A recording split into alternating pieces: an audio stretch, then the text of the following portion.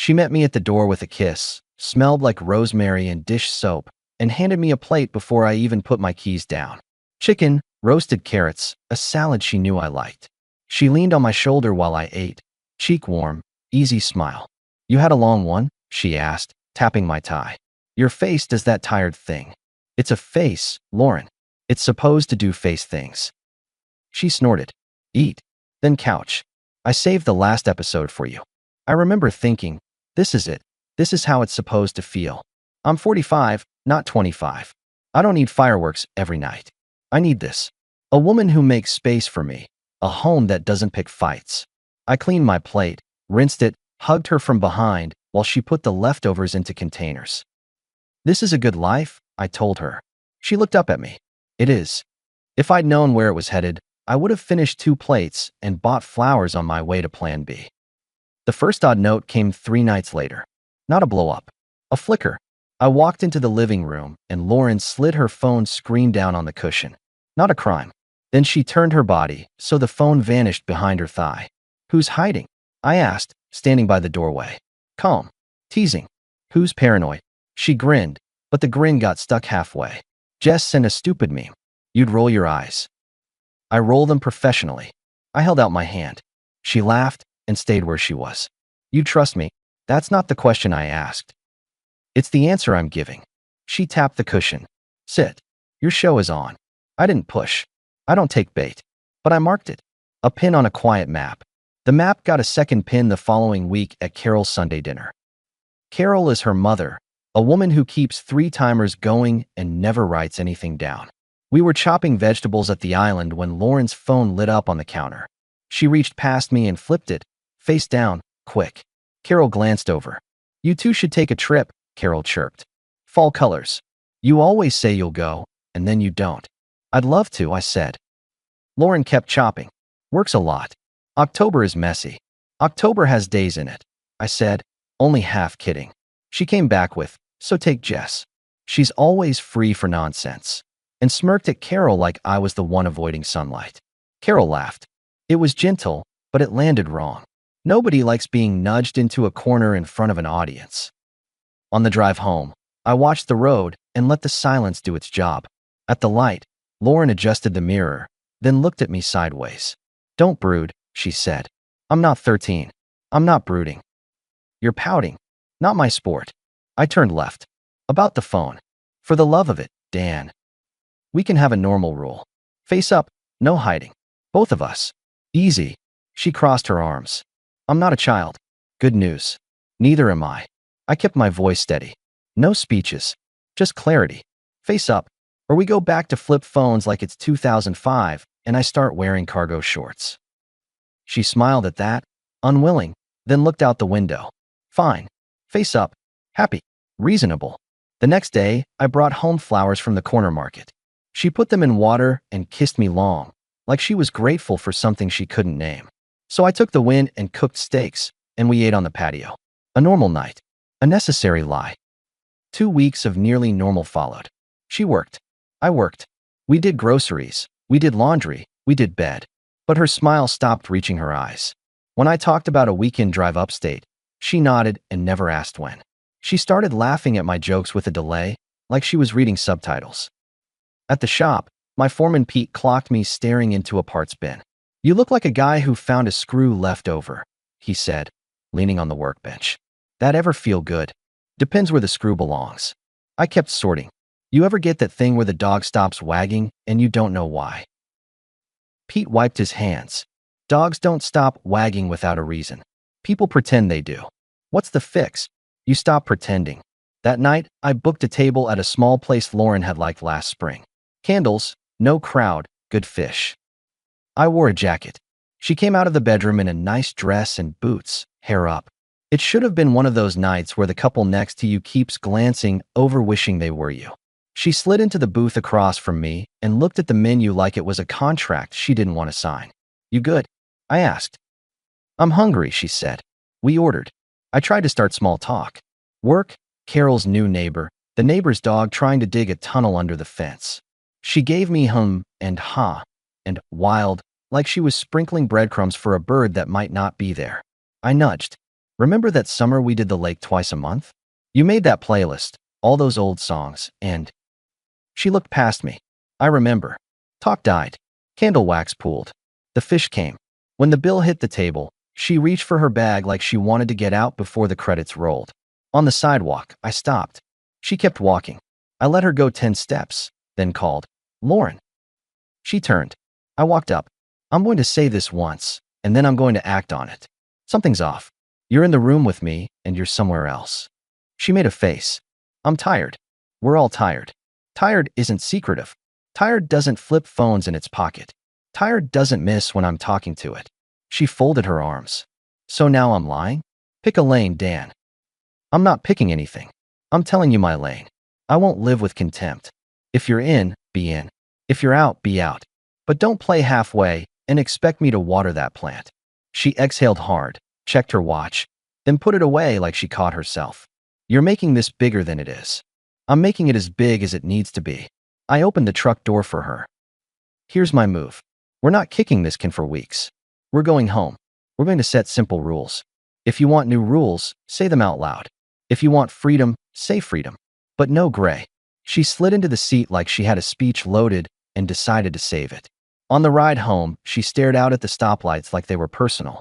We sat at the kitchen table with the good chairs. I wrote on a notepad like it was work. It helps me think. "Rule 1, I said.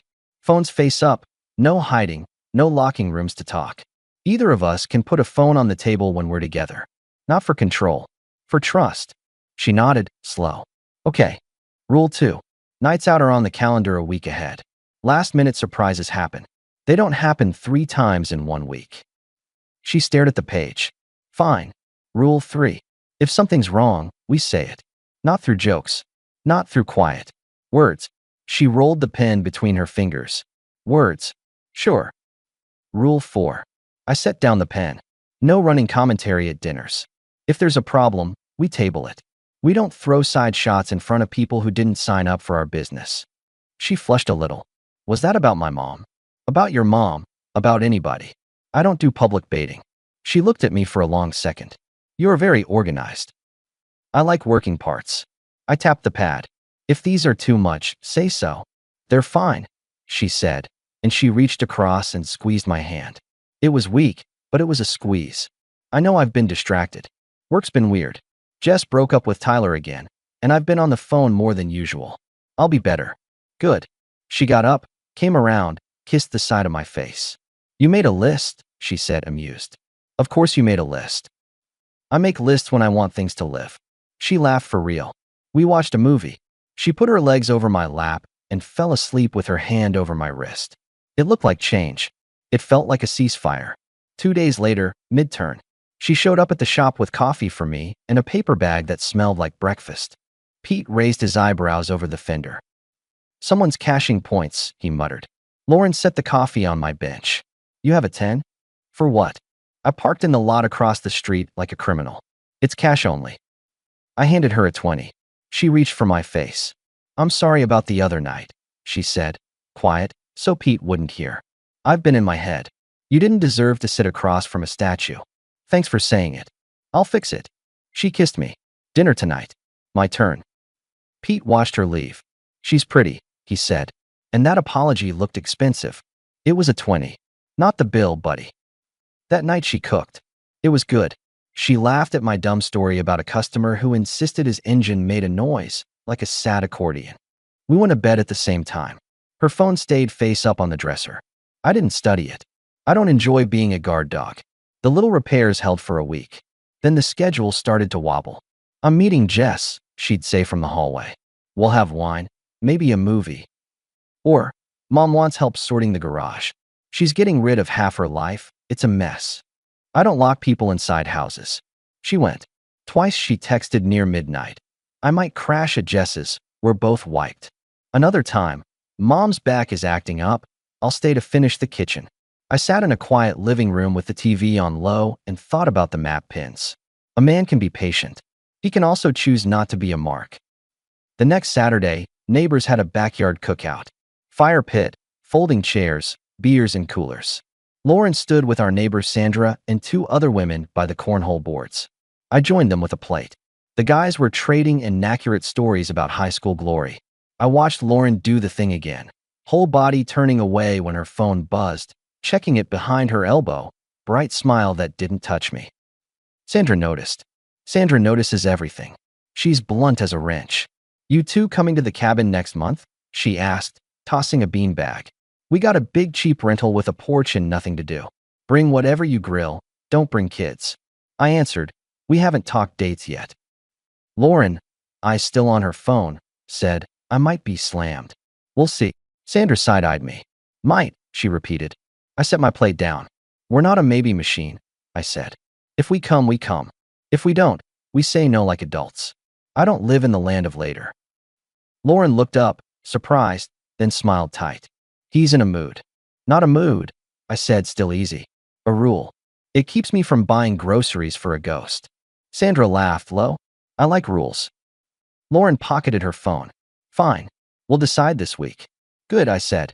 Also, and this part was deliberate, public boundary, no drama.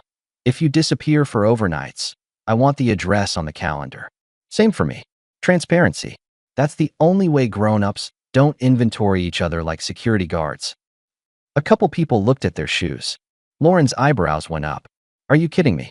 At a cookout? No. I'm fitting it in while we both remember. That way we don't have another Carol's Kitchen moment. Sandra, God bless her, cut in. He's right.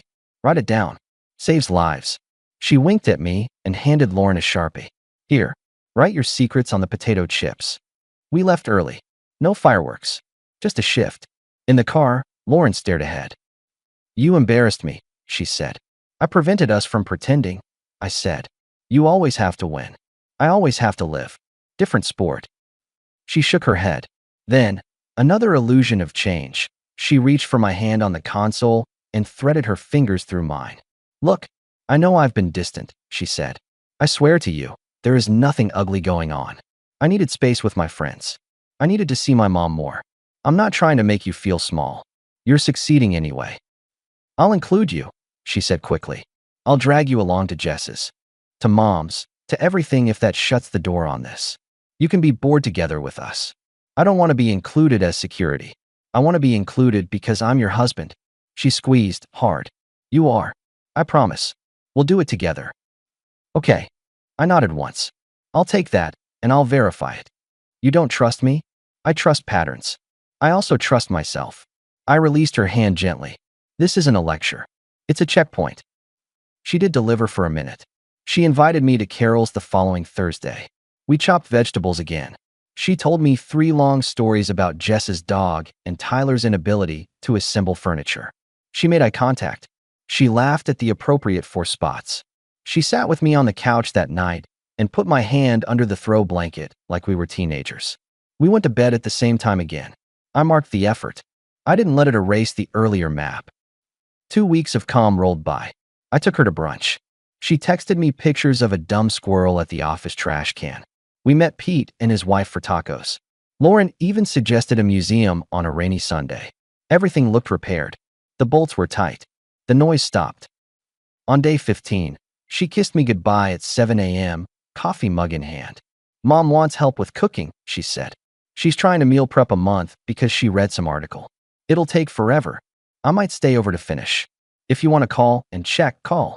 I'm not lying to you. Okay, I said. Tell her I said hello. Will do. She touched my chest with 2 fingers, a small beat we'd had for years. I watched her drive away. Work was normal. Pete dropped a wrench and swore at it in a creative new way that didn't break any rules. I got home, cleaned up, made a sandwich. The house was quiet. I read half a book in the chair by the window, then turned off lights and went to bed at 11. A decent day. At 3 a.m., a phone rang. Not mine. Lauren's, on her side of the bed. The house was so still I could count the beeps. I reached for it on instinct, more to shut it up. The caller ID read, husband number 2. I didn't breathe for a second. Then I did, because oxygen matters. I stared at the name like it might rearrange itself into spam likely. It rang again. I hit answer and held it, not saying a word. A man's voice, warm like he was calling from a couch. Babe, how about we meet tomorrow? I miss you. 2 weeks is too long. Your husband stopped suspecting you yet? My mouth worked before my temper did. Hi, Mike, I said plain. Her husband doesn't suspect anything now. You can relax. How's your wife? She not suspecting anything? I'm going to fix that right now. He hung up so fast he fumbled it. I stared at the dark screen with my face reflected in it and nodded to nobody. Mike, a name I knew, old friend of Lauren's, ancient stories, barbecues where he popped in as buddy from way back. Married a woman named Erin. We'd had dinner with him a handful of times in our earlier years. He'd always been charming in the way a salesman is charming when he's still deciding if he wants your money or your respect. I scrolled Lauren's contacts, found Erin. Called. She answered on the second ring, sleepy and irritated. Hello. It's Dan, I said. Lauren's husband. She sounded instantly awake. Dan? What's wrong? Nothing's wrong with me. I just got a phone call to Lauren from a contact labeled husband number 2. The voice was Mike. He asked to meet tomorrow. Said it's been 2 weeks. Asked if I stopped suspecting. Thought you should know. I don't do rumors. Erin was quiet for a second that stretched. Then she breathed out like a tire going flat. Mike told me he's on a fishing trip, she said. Her voice hardened. He left tonight. Said he's off the grid. You're telling me he's not fishing? I'm telling you what I heard, with the exact words. Thank you, she said, clipped. I appreciate the call. I've had doubts. He's good at making me feel like I'm making noise for no reason. You're not making noise, I said. If you want to talk to Lauren too, you might get that chance. I'd like that, she said. I'm awake now. We hung up. The house hummed like houses hum at night. I sat on the edge of the bed with Lauren's phone in my hand, then set it down face up like it was radioactive and I was done collecting samples. If there was ever a moment for throwing things, this would be it. I don't throw. I impose order. I went to the closet and pulled down the luggage. I took her side of the dresser by the handles and I emptied it into the suitcases, folded clothes, shoes, the extra charger she kept losing. I zipped everything tight and lined the bags by the front door in a neat row, like an airport without the lines. I took our wedding photo off the hallway shelf and put it in the hall closet. Not broken, not burning, just done being a showpiece. At 6, I made eggs. At 7:30, the garage door opened. Lauren came in carrying a tote bag and a paper sack like she actually had been at Carol's. Her hair was slightly messy, makeup smudged like she'd cooked 12 hours, and then brushed a couch. She saw the suitcases. Stopped. Looked at me. What is this? I dried my hands on a towel. Your other husband called at 3, I said. Wanted to set a date. I figured I'd help you move quickly. Also, his wife is looking forward to seeing you. She went white, then red, then pale again, like the color couldn't decide where to land. What are you talking about? Phone rang, I said. Name on it said husband number 2. You handed me the face-up rule. I answered it. Heard a familiar voice. He used your name. I used mine. He hung up. I called Erin, since she lives on this planet too. She set the bag on the floor a little too hard. I can explain. You can try. I'm not a judge. There's no jury here. I'm not even mad the way you want me to be. I'm efficient. I gestured at the bags. You can take those to Carol's. Or to Mike's. Your call. It's not what you think. It's exactly what I think. It's also what he said. She took 2 steps toward me, hands out. Dan, please. I messed up. I stopped it. We talked after your list night. I stopped it, I swear. Tonight I was at Mom's. You don't get points for stopping something you shouldn't have started. And if you stopped it, why does he still have your number under husband number 2? Her jaw worked. It was a joke. A stupid joke. Everything's a joke until it's a rule, I said. Do you want me to walk you through what happens next? Or do you want to argue about semantics until someone is late for work? I don't want to go anywhere, she said. Tears pooled. She didn't reach for me. She knew that would be useless. I want to fix this. I will do anything. You'll do the thing you chose. You'll take your bags to your mom's. You'll give me the house for the month, and I'll give you the car for 2 weeks because I can buy another. You'll talk to Erin when she calls because I invited her to. Then you'll get a message from me with the paperwork that ends this without a fight. You won't touch my shop. You won't touch my savings. You'll keep what's yours. We'll be clean. She wiped her face with her sleeve like a kid. I can't believe you're ending us like a checklist. You started ending us like a secret. This is the adult way. I picked up my keys. Do you want me to come with you to Mike's so we can have a little house meeting? It could be fun for the neighbors. She flinched. No. Good. Then you can spare us both the speech. Take the bags. Dan. I raised a hand. Last thing. Do not turn this into a group therapy session with your friends. I'm not joining any circles. You and I are done negotiating feelings. We're negotiating logistics. She nodded, small, like she understood a language she didn't want to learn. She took the bags one by one to the car. She didn't slam a single door. She came back inside without the tote, stood there in the entryway, and tried one last time. Please, she said. I was lonely. I got stupid. I thought I could control it. Then you started noticing, and I panicked. But I chose you. I choose you now. You chose novelty, I said. You chose the excitement of being wanted without being accountable. You're not the first person to make that mistake. But you made it on my time. That part is over. She cried quietly, not pretty. I let her. When she could breathe, she whispered, Are you going to tell my mom? She'll ask. I'll tell the truth. I won't build a story. You can tell your version, but mine comes with a phone log. She nodded. I'm sorry, she said. I mean it. I believe you're sorry you got to this point, I said. I don't think you're sorry for all the steps that felt good. She swallowed. Do you hate me? No. I'm done with you. She walked out. The door clicked. I stood in the kitchen with my coffee and the stupid flowers from 2 weeks ago wilting in their vase like a joke about timing. Then I rinsed the vase, because dishes get done whether your life explodes or not. At 10, Carol called me. Lauren was here, she said, voice small in a way I'd never heard. She told me enough. I told her to apologize to you and leave you in peace. I am so sorry. It's not on you, I said. You raised a kind woman. She made a choice. I'm handling it. Are you okay? Carol asked. I'm organized, I answered. Aaron texted me a single line. He's home. 20 minutes later, another. He tried to deny. Then he folded. Thank you for the heads up. If you need to reach me, you can. I sent back, handled here. Good luck. I drove to the shop because moving helps. Pete looked at my face and didn't ask questions. He tossed me a rag. Vacuum pump on bay 2 is wheezing, he said. You want to dismantle something that deserves it. I took the pump apart. It was full of grime. Fixing it was satisfying in a way humans rarely are. At lunch, Pete finally asked, Careful, you and Lauren okay? We're ending, I said. Clean. No fireworks. He nodded, slow. You want a beer tonight? I want to work out, I said. A beer after. That we can do. I had the paperwork done by Tuesday. Friendly terms, clear splits. I left out spite. I left out stories. Lauren signed Thursday. She didn't try to grab anything that wasn't hers. If guilt can be honorable, she handled it honorably. I respected that piece of it. The house was weirdly quiet without her, but it was honest. I slept well. I went to work early and stayed late. I answered Sandra's nosy text with, We won't be at the cabin. She sent back a string of question marks, and then, if you need a lawn mower, take ours. That's Sandra. Practical sympathy. A month later, the divorce was done.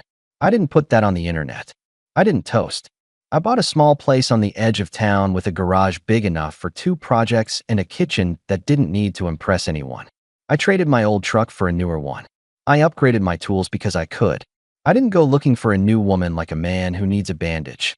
I met Ava at the gym at 6 a.m., both of us half awake and doing the exact opposite of making conversation. We bumped into each other over the same kettlebell, and she said, You first, you look like you'll use it for what it's for. She's a nurse. She doesn't talk when talking is noise. We started getting coffee after. Then breakfast. Then dinners. She asks direct questions and disappears for 12 hours when she's on shift without making me pay a toll for it. She knows what tired looks like. 2 months after the papers, I ran into Lauren at the farmer's market on a Saturday. She wore a hoodie and sunglasses and looked smaller than I remember. Not thin, just without the extra air people carry when they're sure of themselves. She saw me, hesitated, then walked over. Hi, she said. Hi. You look good. I sleep. She nodded, awkward smile. I'm doing okay. I'm with Mom for now. Figuring out my next place. Works fine. I'm not asking for anything. I just wanted to say, her eyes watered. She blinked them clear. I'm sorry. For all of it. I think about what I threw away and it makes me sick. You're not the only person who's thrown away a good thing, I said. But you did throw it. I know. She looked like she wanted to move toward me and thought better of it. If I could fix it. You can't. I wasn't cold. I was final. That chance is gone. She swallowed. I figured. We stood there a second in the noise of people buying tomatoes. I stepped forward and hugged her once. It wasn't tender and it wasn't mean. It was a closed file in human form.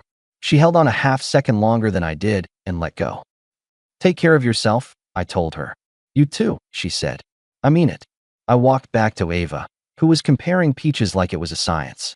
She glanced up, clocked my face, didn't ask for a story at the market. These are better, she said, handing me one. They smell like they're supposed to. We paid. We left. On the way to the truck, she asked, You okay? I'm good, I said. She apologized. Did you need that? I needed to mean what I said back then. I did. I opened the passenger door for her. I'm done with that chapter.